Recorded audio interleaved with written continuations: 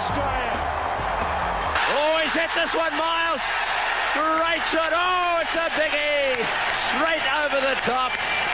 Kohli drives through the covers. It's into the fence like a tracer bullet. Good evening, ladies and gentlemen. Back after almost a week's hiatus, and just another cricket podcast. That's the name of our show, where we discuss about cricket. We do a bit of leg pulling of each other. At the same time, there is a lot of cricketing discussion that happens as well. There is a lot of cricket happening right now. Most of it is T20 because every team is gearing for the upcoming T20 World Cup, which starts in October. And we can't wait to see that because one, we love the Australian grounds, as you can see from some of our backgrounds. Two, there is a lot to prove for the Indian team and some other teams as well, right? So with that, I have Gopal and Devankur with me. Welcome, guys. How are you doing? Doing really good, Santan. Really good. Okay. And are you feeling good, Gopal? Because by a small margin, India was able to keep the good record of winning bilateral series against Australia. Of course, yes. I mean, and that's a pleasing sign. Of course, no doubt about it. So it's an extremely pleasing sign that we are unbeaten at home now, and looking forward for the South Africa series as well. Okay, great. Devankur, tell me. I think you've seen Virat's innings as well. We all were over the moon when we saw that 100 against Afghanistan, and then again a few blips in his innings, and again this innings which actually showed what made him the great, the chasing master, pacing the innings and all. Do you really think the likes of Dale Steyn and others are calling that other teams beware because Virat is slowly coming back to form before the World Cup? I don't understand why you ask me if Virat Kohli expected all the time. Just because I said once that I'll change my name once Virat starts scoring. But he looks to be. I can't ask you Pandya. I can't ask No, you Virat Kohli. That's joking. But I'm going to ask you some Papua New Guinea questions. No, on a serious note, yeah. No, but Virat has been. I mean, I think he's back. If not 100%, but 98%, he's back. The only thing which was left was a good constructive second innings chase, which we all know Virat is actually made of. And having we've discussed this before as well. I mean, he needs somebody on the other end to express himself better. I mean, who better than Sky? He's had these good partnerships with Sky off and on. And he rates Sky pretty higher than him at this point in time. He thinks Sky to be the one who can be the X factor for chases also. I hope that transpires for Sky to actually take much more responsibility on owners in crunch matches. But looking at these two guys back, the way Virat takes the backseat when Sky is hitting it, and once Sky got out, Virat striking the ball and hitting them for sixes, not those scratchy inside edges which were going in the infield or something. It was really very heartening to see Virat back, and I think he's back. So and then especially that six he hit off Zampa. Oh, okay, yeah. The one he came out and Zampa, launched. because he was not to the pitch of the ball. The ball was nowhere a half volley, but it was just the confidence and going through with the shot, and those were all long sixes, right? And what he said after that shot was like, if you remember the match before, he actually got out to a similar ball of Zampa, where he tried to close the face of the batsman and tried to flick it. He was planning to take for a single. Yeah, he was planning to take for a single. And he said, why did I go for a single and not hit a six? And that's what he, repeated here. So that was really heartening to see.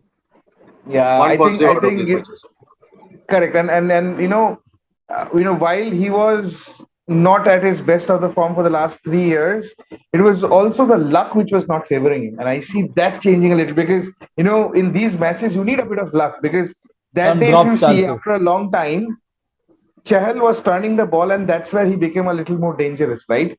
If that ball that Virat stepped turned a little, right, he would have been in trouble because he was fully committed to play that shot. Gopal, what about Sky? Because I think, just when we start to think that, okay, maybe he's a little overrated and he's not that great, he again plays those, innings, which is high on strike rates, close to 200. And I think we all are of praises on that. Again, a six that he had hit of Zampa stepping out and just a flick a semi-helicopter or a small helicopter, whatever you call. What about Sky? You really think Sky, he's going to be the deciding factor in the World Cup? he would be one of the deciding factors for India, Shantanu. I mean, his performance is extremely crucial, given that the number four is. I mean, he can see he can bat both ways. He can control the innings as well as he can bat aggressively also. So that way, his form in the Australian, and mind you, Australian grounds are bigger grounds, and I mean, he is one of them who can hit the ball to the cleanest part of the ground. So I mean, so that piece he'll be really crucial for India to be in good form.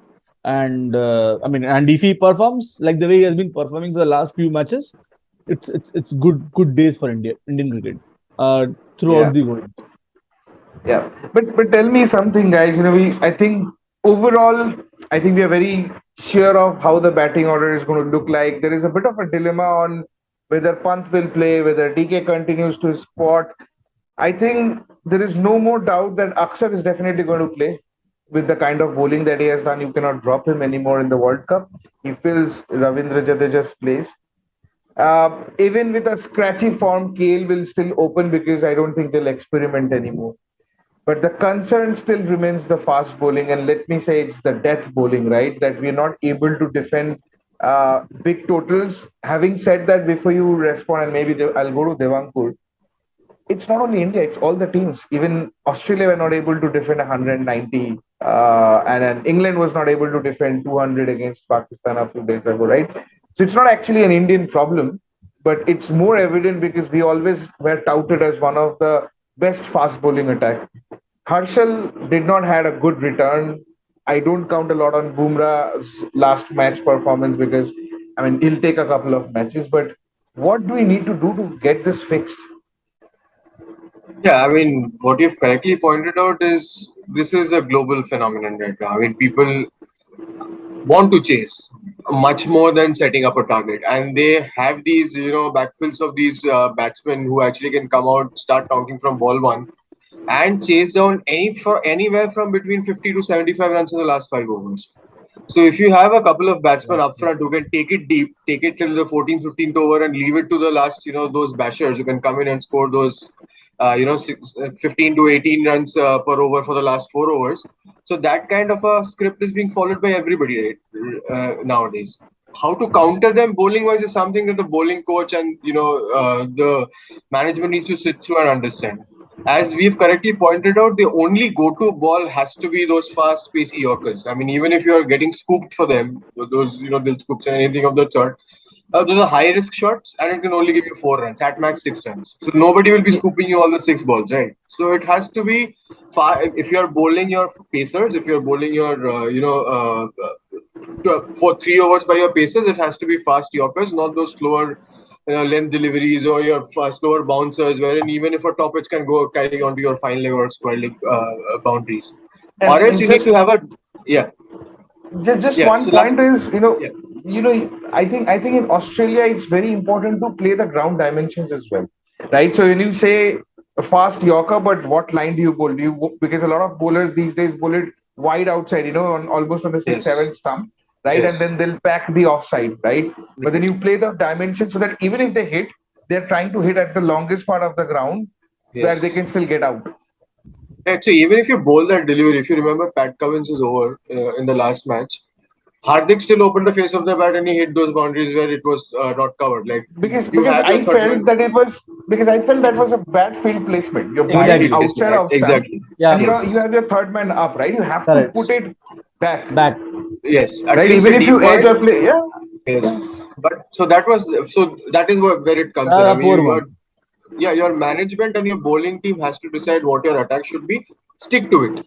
Don't be so wayward like what Bhuvi has been. If you have seen Bhuvi's last few 19th overs, he has been all the place, all 6 balls. And it gets easy for the batsmen. I mean, the ones who are strikers who only try to hit the ball out of the ground, it gets easy for them. So Yeah. bowling, I mean, it's a worldwide problem. You are absolutely correct. It's not only India's issue right now. It is a worldwide problem. The only thing that I see is if you can bowl a spinner at that point in time. somebody who can loop it and make it much In more the difficult death for them over. to, or have to make them fetch the ball. In the death Overs, over. at least the 16th or the 18th over, a spinner maybe could be something that the teams could look at. Wow. Yeah, I mean, I think with the spinners again, Australia will probably give more hard pitches where you'll not get a lot of grip and you'll not turn a lot of balls. Right. But I'm a little skeptical unless you're still thinking of bowling an Akshar Patel, but even he can get tonked Go as for well. yes.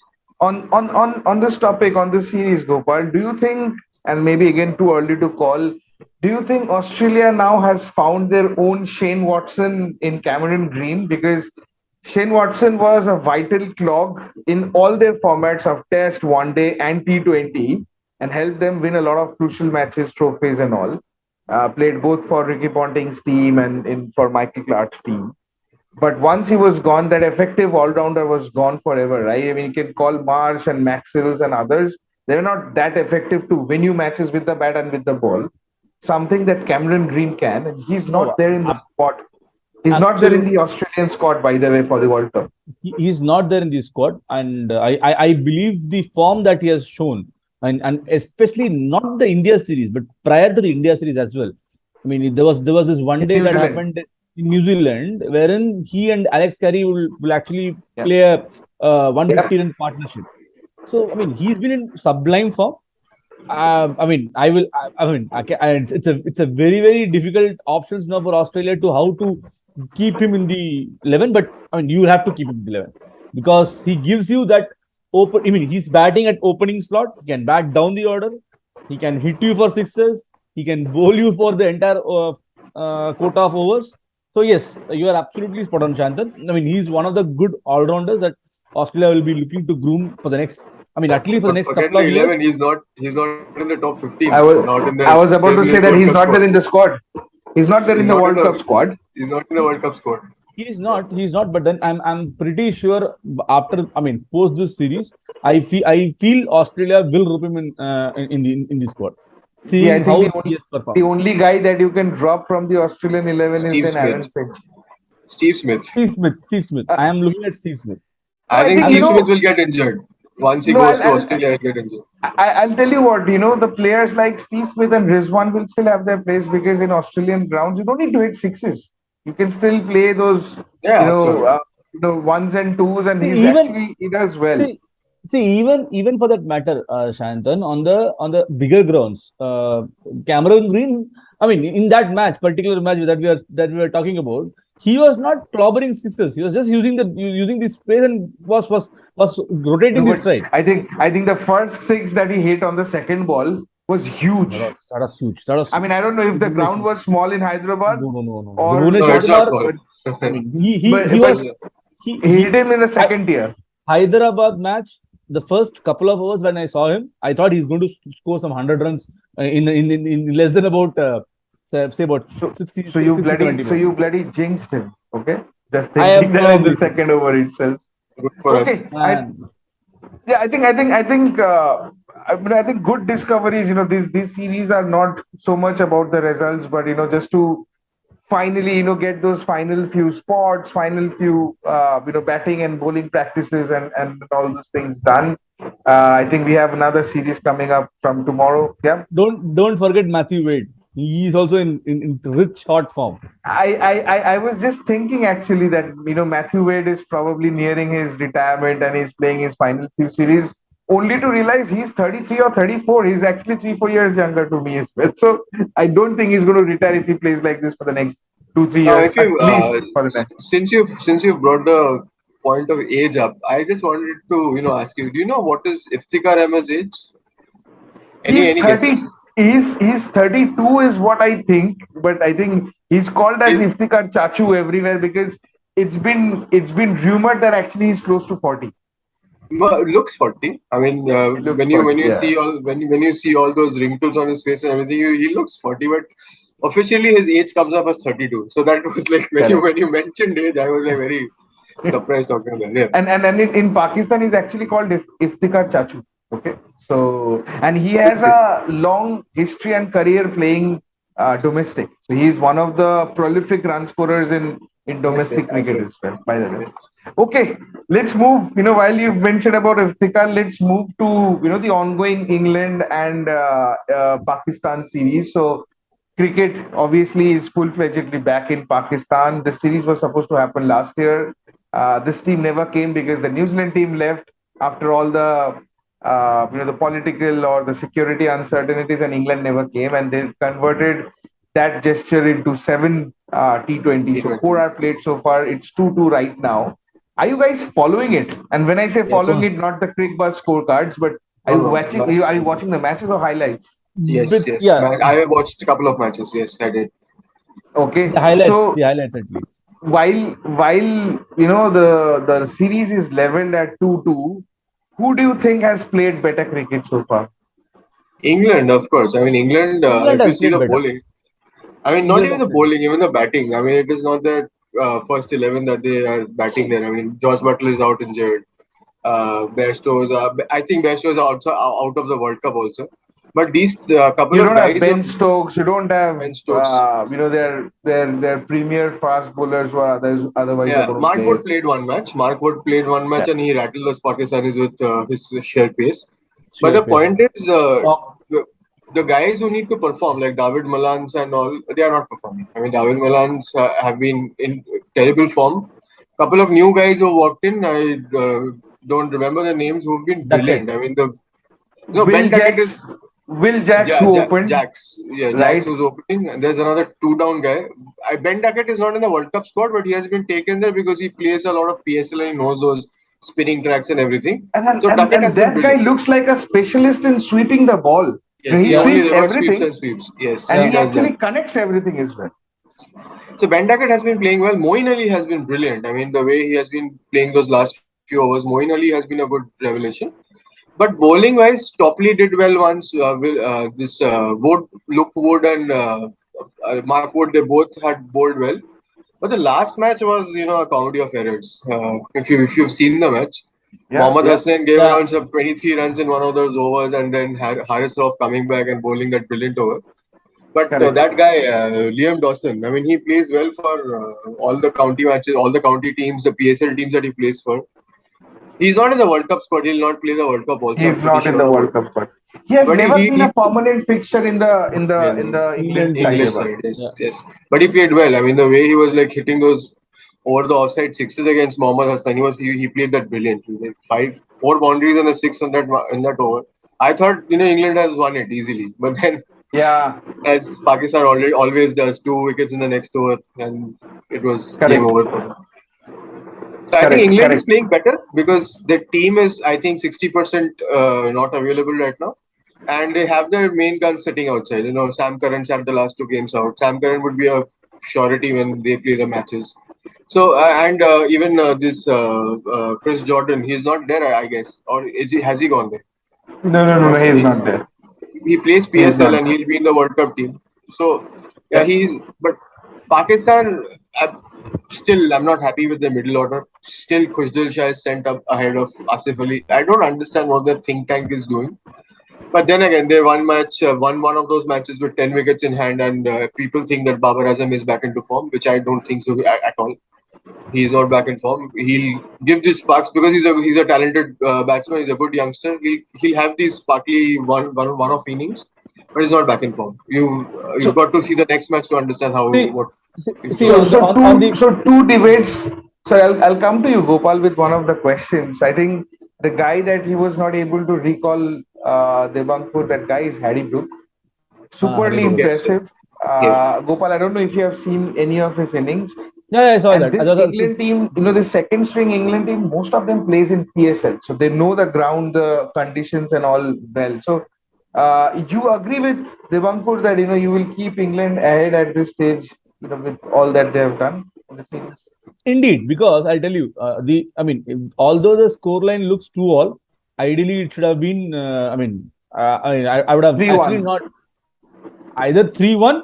In fact, 4-0 also. The reason being, the other match which Pakistan had won with 10 wickets, it was again the duo of Mohammad Rizwan and Babar Azam. It was Oh, not. come on. You cannot, if a team is winning by 10 wickets, will- you cannot say I'll give- it deserved to be a 4-0. Come on. I will give the credit. I will give the credit to the Pakistan team, but this credit You'll is have to not give going a to get lot of repeated. credit to those two openers. It will. But then, Sayantan, one thing for understanding, it is not going to happen every day in and day out, Always. and that is exactly what is happening for But that's Pakistan. the point. They I'll have tell you. been so successful consistently. I will This tell you. duo. I will tell you the issue is in the last match, which Pakistan actually won, they were actually cruising at about 100 for one or 80 for one. Wherein, I mean, they lost their first wicket at a score of 80 in about 10 overs. The remaining 10 overs, they scored only 80 runs, which with 9 wickets in hand. So at any given point in time, if you look at it, they are not able to step that ante even while setting the target. So Gopal, and then you help me with my next question, and I'll ask that question to you because since you were mentioning this. Now tell me, they have included Shan Masood in their squad, and he's coming at number 3. And the bigger problem of Pakistan was that, while their opening pair is great batters, converting runs, they play very slowly. And then they drafted someone else in place of a Fakhar Zaman, who's probably one of the fastest overall in world cricket in strike rates. They've drafted him in number 3, and now you have 3 players who play slowly. So is it a good planning? Do you think that is what is going to make them struggle in the World Cup? See, I'll tell you, Asif Ali is coming very low down the order. I don't think he's I mean, last match also, he got 3 balls, he scored 13 runs. You need to give those players number of balls to face so that they can hit maximum number but of when sixes. Asif Ali got chance in Asia Cup, he got out for, I think he would have got 3 ducks had Might be. Might be. He actually scored 2 first ball ducks. He would have gone for 1 more duck if Arshdev would have taken that catch. Correct. But then correct. See, that can happen to, I mean, those players. But I'm saying, unless and any which ways, I mean, a 0 of 1 ball is always preferable in T20 rather than you scoring 14 of, say, 50, 30 balls. With no, I mean, your scoreboard itself is not taking into it.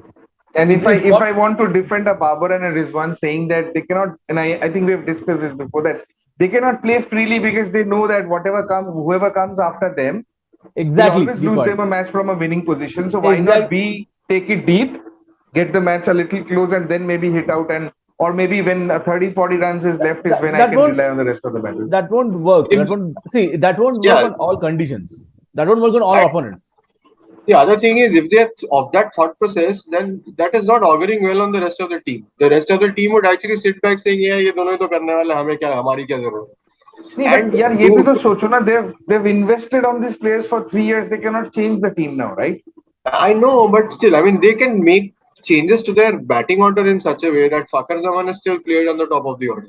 I think strategically they made a mistake the other day that when you are 80 or 90 for 1 wicket or the 10th or 11th over, they should have hit a hitter rather than sending another guy who takes his time and plays slowly. Send Mohammad Nawaz, do what you did against India, see what Mohammad Nawaz can do. I mean, that's the point to what Gopal is saying.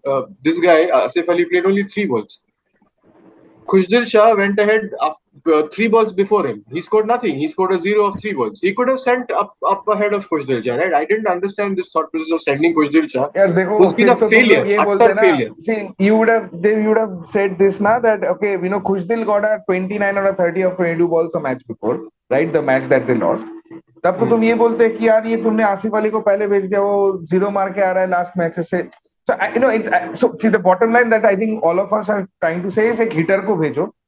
आज आसिफ अली ने वो 2 छक्का मार दिया, तो I know the numbers speak and all, but I think either Pakistan does well because of their opening duo, or they do poorly because of their opening duo. No, so see, the only thing is in the World Cup you will have Shadab Khan back in the playing 11, so he will play before Asif Ali, and I mean one of them will get dropped. So Shan Masood anyways will play number 3.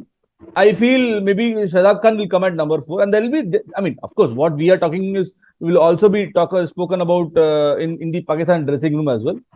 But I feel this as Debanko rightly said, this concept of Rizwan and Babar every game taking them deep and then leaving it to the remaining batters may not work at all times. Yeah. Yeah. It's not good. Okay. Less than 10 minutes left, guys. So, quick prediction without any explanation. 4 matches done, 2-2, 3 matches to go. Who do you think is going to take the series? Or tell me the England. final score line. England 5-2. 5-2 is what you're predicting, Devankur. Yes. Gopal, what do you predict? I will probably now, since England lost that thriller yesterday or 2 days back, I'll have to probably give the momentum to Pakistan now to win the series. And I'll have to probably tell them Pakistan 4 and England 3. Okay, Butler will be back. I consider this as a 4-3 for England, but every time I predict it's the opposite. Coming to the Butler India will be South back. Africa series, yeah, is he going to be back from the fifth or Yes, T20? that's what they're saying. Okay. Yes. Okay, great, but he'll take some time, I'm sure. Tell me, what is your prediction on the South Africa T20 series? I think 2-1 India. Yeah, it'll be 2. It should be 2-1 India. Is what They I have a good squad, by the way, South Africa.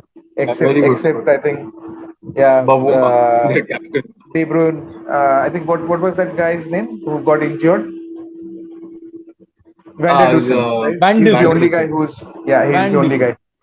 The last few minutes, I want to take your opinion on the event that happened, on the women's match, the finals at Lords. First of all, an excellent career by Julian Goswami. 20 years of career. He started on this ground 20 years ago. He finishes with the highest number of wickets taken by any international in females cricket. The highest number of, I think, ODI cricket as well. Yeah. Highest number of wickets, the most number of balls bowled, and he has a huge list of records under her name. She has. So again, I think the team will miss, and more than that, the team is going to miss her experience in the dressing room. But I think there are good players coming up. But straight away, going to the incident that happened, for all those people who don't know, India has already won the series 2-0. It was the final match. India got bowled out for 160 odd, and then throughout the chase, England struggled. They strung some good partnerships in between, and finally, it was the last wicket, 16 odd runs left. Here comes Deepti Sharma to bowl, and then he flicks the bell without bowling, and that was a run out given through the mankading process, right?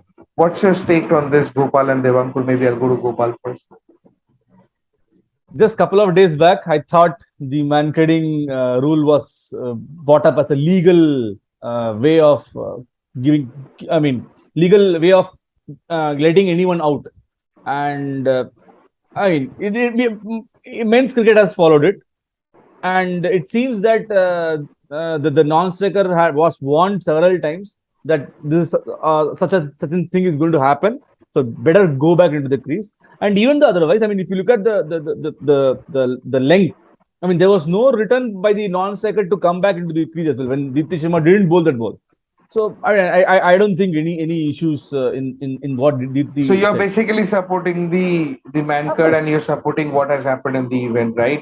There is no spirit of the game disrupted, and then there is nothing that's been shouted by the English media and the English players as well. We have already legalized the method of this dismissal starting 1st of October, and a couple of days back the news have already come in. But 1st of October is yet to come. So correct. So that's already legal. This is already. Yeah, it's already legal. The media is all. The ICC has already published the news stating that they are going with this mode of dismissal, and it is no more going to be called as a mankading. It is a run out. So what is wrong? Yep. What about you? Nothing. Absolutely. No question of spirit of cricket being played around with here. Absolutely not. And there was this. There's this cricket analyst called Michael De La Pena or something of this guy. 73. He actually counted. Yeah, 73. He actually counted. Yeah, 72 times, 71 times before this incident. Did this girl, Chris Dean or whatever? She was out of the crease for 71 times. 71 times prior before to this incident happened. And she was duly warned a couple of times by the Indian players. And Deepti Sharma, if you notice, there were a couple of screenshots also shared by Sam Billings and Jim Sanderson, where she was looking at the batsman and not looking at where she was bowling. And the question of the intent of whether she was trying to bowl or not was picked up by James Anderson. Wherein, if you don't look at the non-striker, and how would you know that she's stepping on? So those were all bullshit by English media. I mean, they are very sore losers. Virender Sehwag, did one tweet and said, these are the most sorest losers that we have seen in the world of cricket. Absolutely, these guys think that they are on top of the, all the laws and all the rules and regulations in cricket just because it was invented there. But they are a team of bullshit players. I mean, when spirit is asked of. There was this Yeah, go ahead. there was this one tweet that really made my day that day, is that the Englishman is the one who invented the game of the cricket, and then And they don't understand the rules. conveniently forgot the rules and regulations. No, but I think I was reading through one of the articles published in obviously in the social networking site, and then over there I was going through the comments, and most of the English followers were actually bashing their own team, saying that buddy, there is a rule, and see, this game is now game of inches. It was always there, but it's even more so. You take those catches which are inches here and there, you get run out because of inches, and everything is game of inches. You lose because of those half and one runs and all, right? So, and there is a rule. Why would you then consider that if someone follows that to be not the spirit of the game? So I think not because it's India's victory or someone who has done it in India. If we would have been at the receiving end, I think we would have said the same as cricket fans and Possibly, followers. yes. With that, And I ironically, think, what yeah. happened was this girl, once she went to play I know the next day she local actually match, did yes, a and she gesture tried of to do that, warning yeah. and not Yes. to do it, right? Yes, And that yes. it made a lot of news as well. So I think with that we'll come to an end of today's episode. We always plan to do a 15 minutes episode, but we end up doing almost 35 minutes, and that's because we love to talk about cricket, and we're not doing it because of a channel or a lot of subscribers and all. We just love to discuss, and this has given us an opportunity to speak while otherwise we just text each other on WhatsApp. So thank you so much for listening in to us. If you like our content, please do give us a thumbs up. If there are feedbacks, please share with us. And it would be great if you can share with your friends and subscribe to our channel as well. This is Shantan on behalf of Devankur and Gopal as well, signing off. You have a good rest of your day and have a good sleep. Good night. Definitely.